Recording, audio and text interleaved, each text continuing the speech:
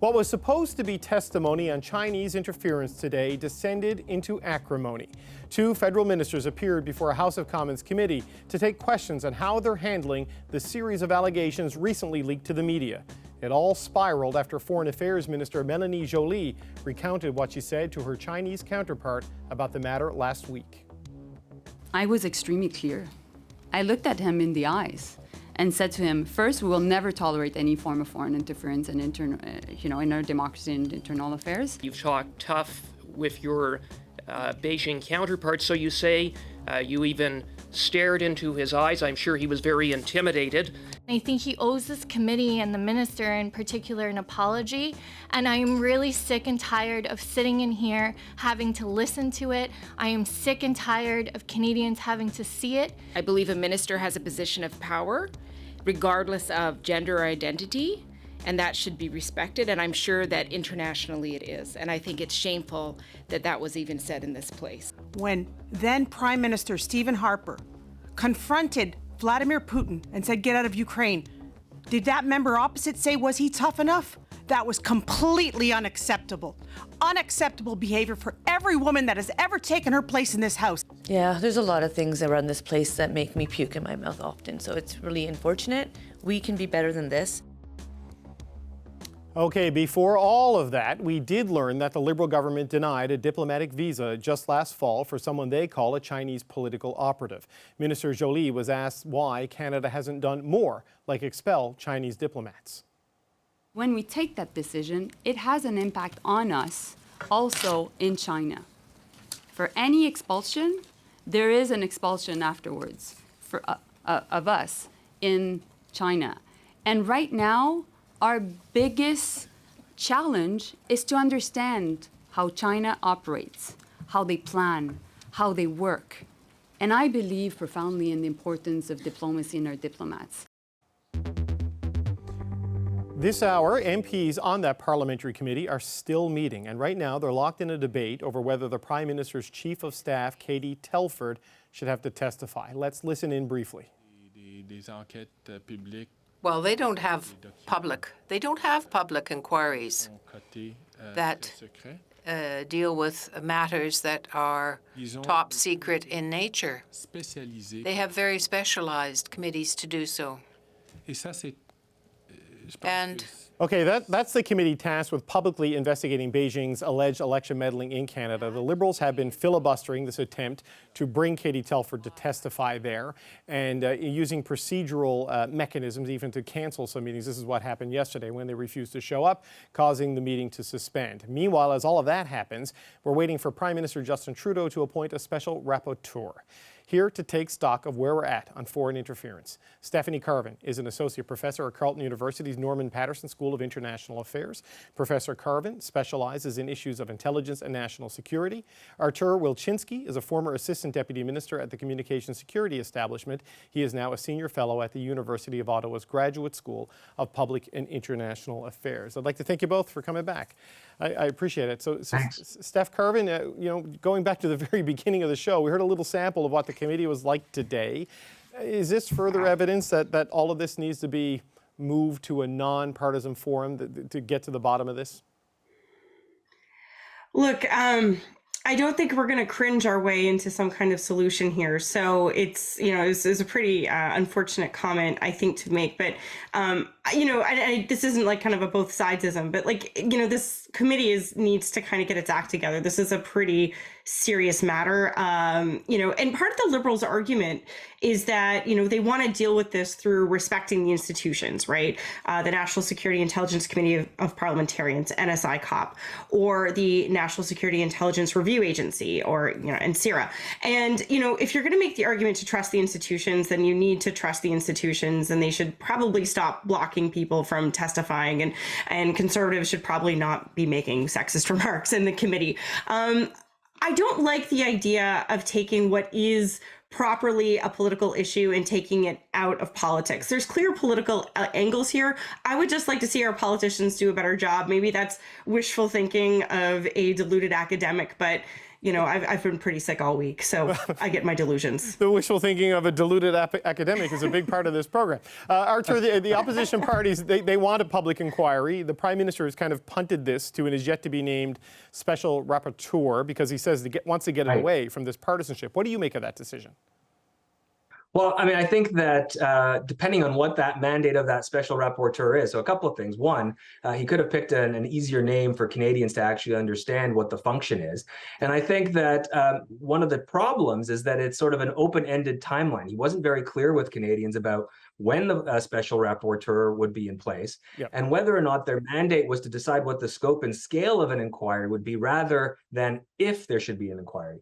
I think it's clear that we need that kind of independence. We need to take the partisanship out of it. One, I'm not a deluded professor, never aspired to be one, but I think, well, maybe at some point. But I think that the partisanship and the tone and tenor of what's happening in committee is unhelpful. And it's one of the reasons why taking this out of that kind of environment into the National Security Intelligence Committee of Parliamentarians, which was precisely created to avoid partisanship spectacles like the ones that we're seeing, in order to effectively address what is a very serious problem and one that needs to be addressed. So Stephanie Carvin, the special rapporteur, whoever that may be, if that is a person that is acceptable to the opposition and deemed credible, what if that person decides there isn't a need for a public inquiry? How does the country react to that? Yeah, it's going to be interesting. I mean, look, I think for the vast majority of Canadians, as you said, I'm not sure they know what a special rapporteur is. I think the opposition groups, both the Conservatives and the NDP, have argued for some kind of public inquiry. Will make this some kind of issue. But I actually think the devil here is in the details. It's like, what is the real question that we're looking at here? Is it just this kind of electoral interference piece, or do we actually need to look at this broader question of foreign interference generally? And I think it would be hard for someone to argue that there isn't something to look at here. The two committees are looking at this kind of narrow question. NSICOP, I think, is looking mostly at what did the Prime Minister know and when did he know it? And CIRA is kind of looking at, well, what did the intelligence community actually do about this? But this larger issue of what the communities that have been affected mostly by this have been talking about is not really a part of this equation. Right. And so I think that this is where the special rapporteur will have to make a decision. And if, but even I think if they do decide to do, some kind of inquiry, will it be, again, just focus on democratic institutions, or will it be this much broader questions? Will it be focused just on China or all the other countries that we know that are trying to do this kind of activity as well? Well, Artur, Stephanie says that the devil is in the details, and it's that way with the reports and the allegations. We've got alleged money from Beijing being distributed to targeted candidates in the 2019 election, alleged warnings from CSIS about a candidate who may be a witting participant in a Chinese foreign interference operation. Is it imperative, for Canadians to receive clear answers on these allegations? And how can the Prime Minister do that given the confines of national security? Can he declassify things? Can they just open the door and shine some light on these issues before going to the step of a public inquiry? So I think there should be more transparency in the process. And I think that there is an opportunity for our national security and intelligence organizations to speak more clearly to Canadians about the nature of the threat and what's happened. But I do think that the level of detail that Canadians might expect, I'm afraid that they're going to be frustrated if they want to have sort of a point-by-point accounting of everything that's been reported in the media.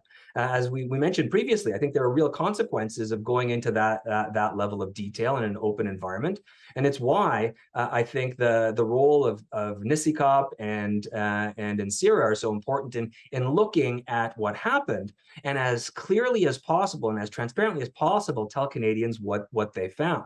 That said, again, I think that part of the challenge for us is that we shouldn't only be looking backward at what happened.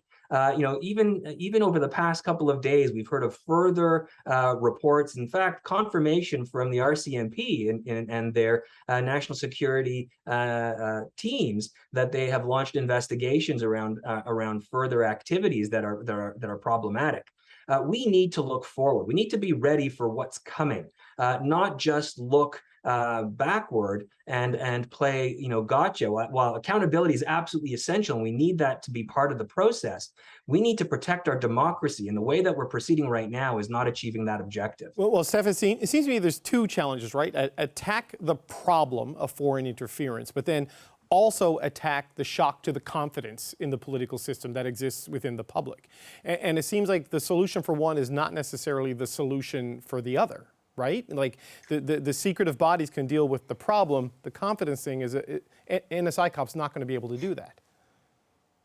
No, but I wonder if NSI Cop could take on also this other challenge that I think has come out, which is trying to explain to the Canadian public what intelligence actually is, right? And how the intelligence community is using it. So when, leaked reports come out, Canadians should be able to perhaps situate that information a little bit better. I think that actually could be something that NSI Cop could take on. And, as Artur rightly says, you can't do a point by point, yes, this is true, yes, this is not true.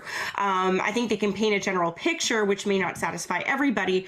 But at the same time, I think that there's a number of things they could do, potentially making the unredacted report available to more MPs. They could, again, explain what intelligence is better to Canadians. Like, they could use their platform in order to do this. But yeah, I mean, it's hard to say. I think one of the challenges that the government is really facing right now is that it is, confronted with this fact that we have this horrible, horrible problem that we're learning about in drips and drabs, but also trying to assure everyone that, hey, it's also safe, right? Like, don't worry, our elections are still secure, they're still fine. And that's going to be, as we're staring down a new election in, who knows, at this point, a couple of weeks, couple of months, couple of years, that's going to be a challenge, I think, also for Elections Canada to prove to Canadians that they're taking steps and working with authorities to make sure everything is safe. Okay, as Steph, just one more question. We got news today that from the RCMP saying it's investigating 2 more alleged Chinese police stations in Montreal. This after 4 alleged Chinese police stations were shut down in Toronto, Vancouver, and Richmond. What's your reaction to that news? If you're talking to me, it's not that surprising given that they have, there's been stories about similar police stations in Toronto. The fact that, the ones in Toronto seem to have been shut down, but the ones in Montreal are perhaps still functioning is a little bit odd. And you have to wonder why that is. The RCMP is functioning. It's not clear to me what they could do. I mean, I suppose they could look at crimes if there's intimidation, harassment of people who have gone to these police stations. But this is not something that should be happening on Canadian soil. And I would hope that if there are more of them that the government is aware of, that it's also working to shut them down. Okay, it seems like it's never-ending developments on this particular file. Thank you so much, Stephanie Carvin. We lost our connection there with Artur Wilczynski, but thank him so much for his time. Yeah, Steph, you got an extra round of questioning. It was great. Thanks for filling in for us. We appreciate it. We'll have you back again. Thanks so much. Cheers.